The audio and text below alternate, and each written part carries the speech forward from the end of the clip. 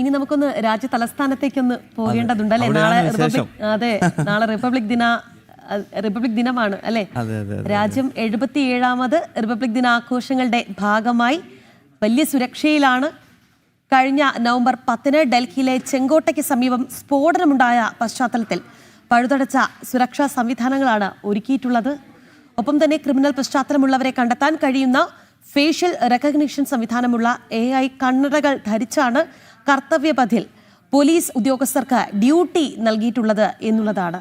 എന്തായാലും നാളെ നമ്മൾ സൂചിപ്പിച്ചതുപോലെ വലിയ സുരക്ഷയിലാണ് രാജ്യം. അതെ, ഏതാണ്ട് 10 മണിയോടുകൂടി പരേഡ് ആരംഭിക്കും. പരേഡാണ് റിപ്പബ്ലിക് ദിനത്തിൻ്റെ ഏറ്റവും വലിയ സവിശേഷത. രാഗി, ഈ റിപ്പബ്ലിക് ദിന പരേഡിനെ പറ്റി പറയുമ്പോൾ ഒരു കാര്യം ഓർക്കേണ്ടതുണ്ട്. 1963 റിപ്പബ്ലിക് ദിന പരേഡിൽ ഭാരതത്തിൻ്റെ സൈന്യത്തിനൊപ്പം RSSന്റെ സ്വയം സേവകർ മാർച്ച് ചെയ്തിരുന്നു. ആ കാര്യം കൂടി നമ്മൾ ഈ ഘട്ടത്തിൽ ഓർക്കണം. കാരണം എനിക്ക് തോന്നുന്നു അത് എല്ലാവർക്കും അറിയണമെന്നുമില്ല, പുതിയ തലമുറയ്ക്കൊക്കെ അത് ഒരുപക്ഷെ അറിയത്തില്ലായിരിക്കും. അതായത് അതിലേറ്റവും രസകരമായ സംഭവം, ജവഹർലാൽ നെഹ്റു ആണ് RSSനെ റിപ്പബ്ലിക് ദിന പരേഡിലേക്ക് മാർച്ച് ചെയ്യാൻ വിളിക്കുന്നത്. കാരണം ഇന്ത്യയും ചൈനയും തമ്മിൽ യുദ്ധം നടക്കുന്ന ഘട്ടത്തിൽ ഭാരതത്തിൻ്റെ സൈനികരെ RSS സഹായിക്കുന്നുണ്ടായിരുന്നു.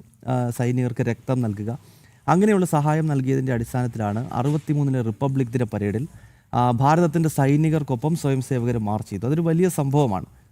ഇവിടെ RSSനെ വിമർശിക്കുന്ന ആളുകൾക്ക് നെഹ്റു എന്ന് പറഞ്ഞ ഏറ്റവും വലിയ RSS വിരുദ്ധനാണ്. RSSനെ ഇത്രയും എതിർത്തിരുന്ന ഒരാൾ നെഹ്റുവിനെ പോലെ വേറൊരാളല്ല. പക്ഷേ നെഹ്റു മരിക്കുന്നതിന് തൊട്ടു മുമ്പാണ്, അതായത് മരണത്തിന് മുമ്പ് ചില വസ്തുതകളെ മനുഷ്യൻ അംഗീകരിക്കും എന്നതാണ്. 64-ൽ നെഹ്റു അന്തരിക്കുകയാണ്. അപ്പോൾ അതിനു മുമ്പ് 63 റിപ്പബ്ലിക് ദിനത്തിൽ ഇങ്ങനെയും ഒരു സംഭവം നടന്നു എന്ന ചരിത്ര വസ്തുത കൂടി 77ാമത്തെ റിപ്പബ്ലിക് ദിനം കടന്നു വരുമ്പോൾ RSSന്റെ ശതാബ്ദി കൂടിയാണ്. RSS ഉണ്ടായിട്ട് 100 വർഷം തികയുകയാണ്. ആ ഘട്ടത്തിൽ ഈ വിഷയം കൂടി നമ്മൾ പ്രേക്ഷകർക്ക് മുന്നിലേക്ക് എത്തിക്കുകയാണ്. മാത്രമല്ല, കർത്തവ്യപഥിൽ നടക്കുന്ന റിപ്പബ്ലിക് ദിനം രാഗി നേരിട്ട് കണ്ടിട്ടുണ്ടോ? ഇല്ല, ഞാൻ കണ്ടിട്ടില്ല. അത് മാത്രമല്ല, കഴിഞ്ഞ തവണയാണെങ്കിൽ ഗൗതം ഡൽഹിയിലായിരുന്നു. ഇത്തവണ അല്ലേ റിപ്പബ്ലിക് ദിനത്തിൽ നമുക്കിപ്പം സ്റ്റുഡിയോയിലാണ്. എനിക്ക് തോന്നുന്നു എല്ലാ റിപ്പബ്ലിക് ദിന അല്ലേ പരേഡും ഒക്കെ വീക്ഷിക്കാനുള്ള ഭാഗ്യം ലഭിച്ചിട്ടുണ്ട്. അതെല്ലാം ഒരു ഈശ്വരാനുഗ്രഹമാണ്. എനിക്ക് തോന്നുന്നു ശ്രീകാന്ത് തയ്യാറാണ്. ശ്രീകാന്ത്, 77ാമത്തെ റിപ്പബ്ലിക് ദിനത്തിന് നമ്മുടെ മഹത്തരമായ രാഷ്ട്രം ഒരുങ്ങിക്കഴിഞ്ഞിരിക്കുകയാണ്. എത്രത്തോളം വിപുലമാണ് ഈ തവണത്തെ ചടങ്ങുകൾ? മറ്റ് സജ്ജീകരണങ്ങൾ കർത്തവ്യപഥിലെല്ലാം പൂർത്തിയായി കഴിഞ്ഞു. ഒപ്പം അതിഥികൾ എത്തുന്നവരെ പറ്റി പറയൂ. എന്തൊക്കെയാണ് റിപ്പബ്ലിക് ദിനവുമായി ബന്ധപ്പെട്ട് പ്രേക്ഷകരിലേക്ക് പങ്കുവയ്ക്കാൻ നമ്മുടെ ഡൽഹി ബ്യൂറോയ്ക്കുള്ളത്? പറയൂ ശ്രീകാന്ത്.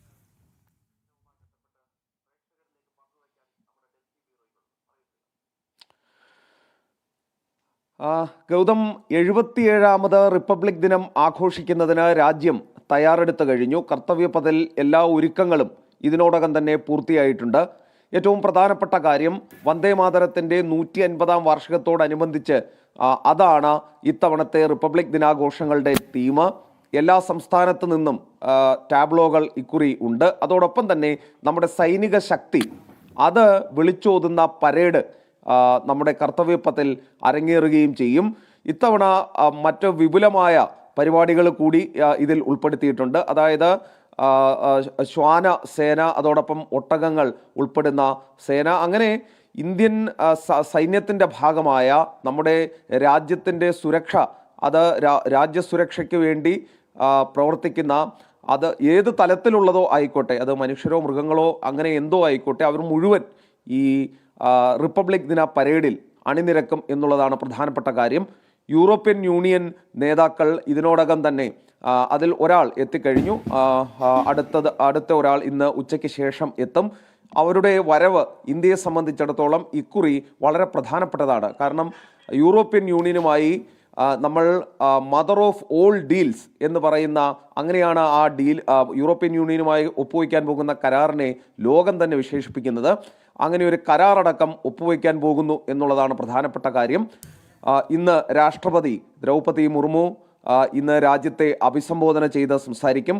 പത്മ പുരസ്കാരങ്ങൾ പ്രഖ്യാപിക്കുകയും ചെയ്യും ഈ റിപ്പബ്ലിക് ദിനത്തിൻ്റെ ഭാഗമായി. മറ്റു പ്രധാനപ്പെട്ട കാര്യം, ഡൽഹിയിൽ ആകമാനം സുരക്ഷ ശക്തമാക്കിയിട്ടുണ്ട്. അത് ഈ റിപ്പബ്ലിക് ദിനാഘോഷങ്ങളുടെ ഭാഗമായാണ് ഈ സുരക്ഷ ഏർപ്പെടുത്തിയത്.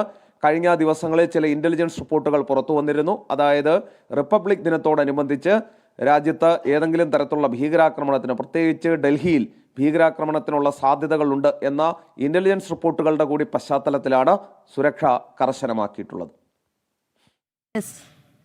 ശ്രീകാന്ത് സൂചിപ്പിച്ചതുപോലെ കനത്ത സുരക്ഷയിലാണ് രാജ്യം. എന്തായാലും ഭാരതം എന്തിനേയും നേരിടാൻ സുസജ്ജമാണ് എന്നുള്ള കാര്യത്തിൽ സംശയമില്ല, ആശങ്കയ്ക്ക് അടിസ്ഥാനമില്ല എന്നുള്ളത് തന്നെയാണ് ഇന്ന് രാഷ്ട്രപതി ദ്രൗപദി മുർമു രാജ്യത്തെ അഭിസംബോധന ചെയ്യും വൈകിട്ടോടുകൂടി. ഒപ്പം തന്നെ പത്മ പുരസ്കാരങ്ങളും ഇന്ന് പ്രഖ്യാപിക്കുകയാണ് അല്ലേ?